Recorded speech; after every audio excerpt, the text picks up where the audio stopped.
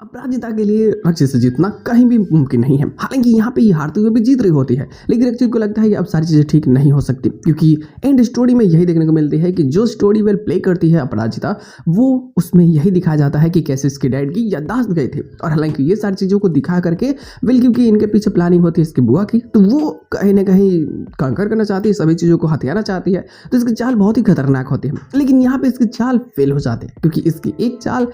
अपराजिता को रक्षित की नज़रों में और अच्छी बना देती है, और जो इंसिडेंट के कारण इसके डैड की याददाश्त गई थी वो वापस आ जाती है। और हालांकि यहाँ से जो केस थोड़ा कॉम्प्लिकेटेड लग रहा होता है कि शायद इसके डैड कैसे अजीब तरीके से रहते हैं, अब वो सारी चीज़ें धीरे धीरे ठीक होने लगती है, और यहीं से रक्षित और अपराजिता में प्यार भी बढ़ता है। हालांकि यहाँ अब अपराजिता अपने पुराने दिनों को भूल करके आकर तो बढ़ रही है, लेकिन इसकी जो ट्रॉमा होती है वो इसे परेशान करती है, और इस चीज़ के बारे में जैसे रक्षित को पता चलती है वो इसकी मदद करने का फैसला भी करता है। हालांकि जैसे कि इसकी बहन की रोका है, तो इसमें भी ये मदद करेगा। वैसे तो जो सजाने वाला है उसकी कंपनी खरीद करके ये यहाँ जीत चुका होता है, तो फिर भी ये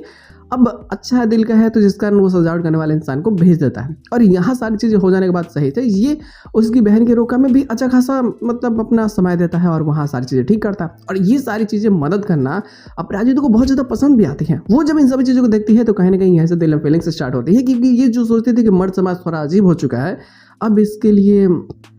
थोड़ा दिल में भावना उत्पन्न होने लगती है, थोड़ी प्यार वाली फीलिंग्स, और यहीं से ये दोनों के बीच में